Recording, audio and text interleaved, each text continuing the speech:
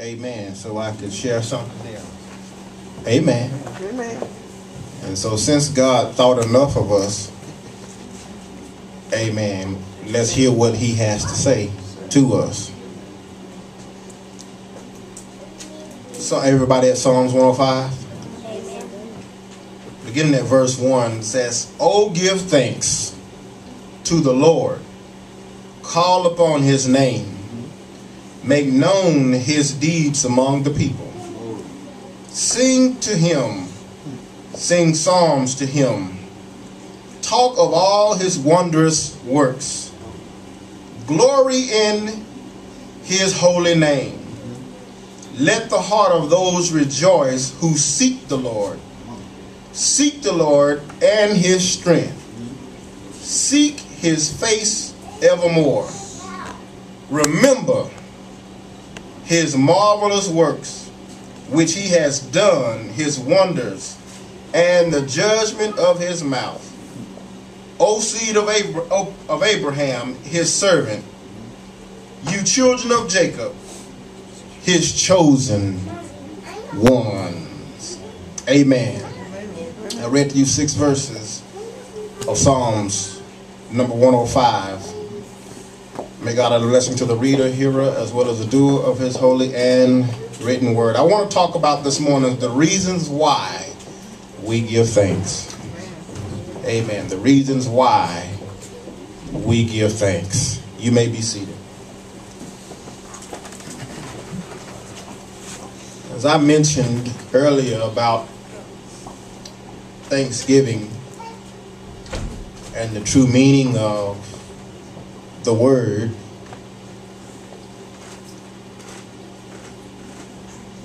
I believe sometimes we get this word misconstrued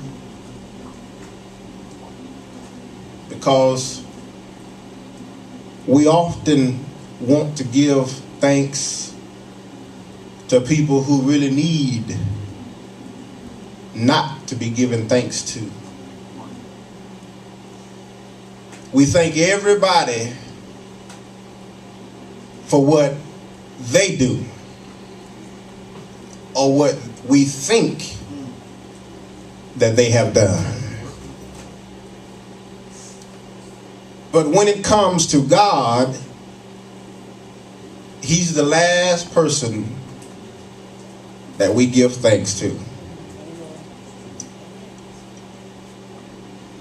Too many times, Bishop, we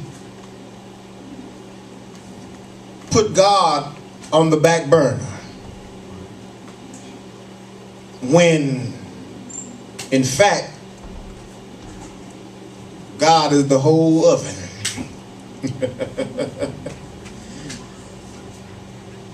When in fact we don't realize how good and how grateful or how wondrous it is for us, as Brother Reynolds says, to take our next breath. We don't really understand the magnitude of even being able to lay eyes on one another. I was at Harris Hospital the other day, and a man visiting a family of a man who was on his deathbed. And this man walked into Harris Hospital on Saturday or Sunday, I believe it was. Walked in talking and breathing and alive, but just on the other day he closed his eyes and did not walk out of Harris. And we take for granted the things that could potentially cause us to get in a disrelationship or a disharmony with God. Because God says that he's a jealous God, and there is no other God. There is no other God except for him. We idolize and we worship and we give thanks to things that can do us no good, or that cannot do anything for us. Some of us, we worship our children, we worship our wives, we worship our husbands, we worship our clothes, we worship our jewelry, we worship our money. But what happens when God starts touching those things and causing those things to fade away? It's all in an attempt to get you to realize who he really is.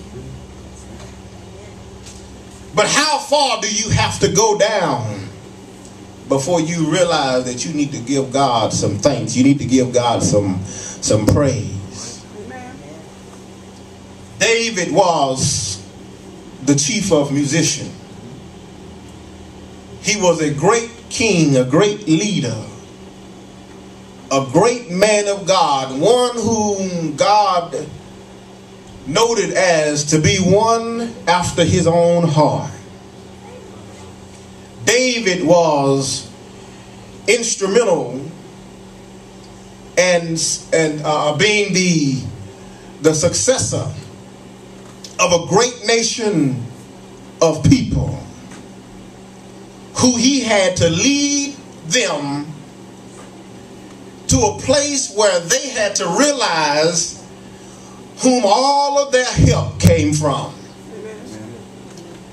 Because you know they were the type of people who it wasn't too far from them to be worshiping golden calves and all sorts of images, and to worship one another and to give over to the rituals of man and the traditions of man. And David came in to help break down some of that stuff. And he pointed out to them over in Psalms 121 verse 1 and 2. He says that I will lift up my eyes unto the hills, from whence cometh all of my help. My help cometh from the Lord who made the heavens and the earth. Y'all gonna help me preach this morning? Amen. Amen. David was a man who realized the importance of giving thanks. Yes, he did. Yeah.